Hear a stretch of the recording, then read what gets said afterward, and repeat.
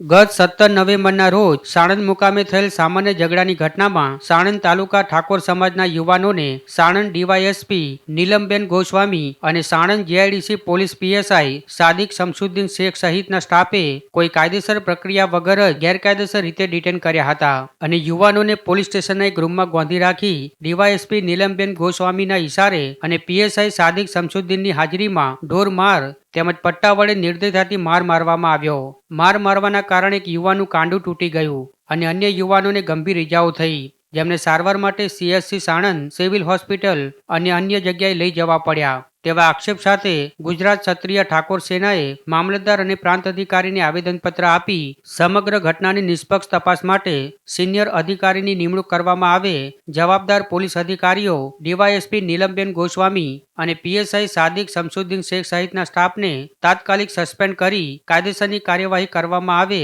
તેમજ પીડિત યુવાનોને મેડિકલ, માનસિક તથા કાનૂની સહાય આપવામાં આવે તેવી માંગ કરી છે. સાથે જ જો આ મામલે યોગ્ય અને ઝડપી કાર્યવાહી નહીં કરવામાં આવે તો ગુજરાત ક્ષત્રિય ઠાકોર સેનાએ ગાંધીનગર સુધી આંદોલન કરવાની ચીમકી ઉચ્ચારી છે.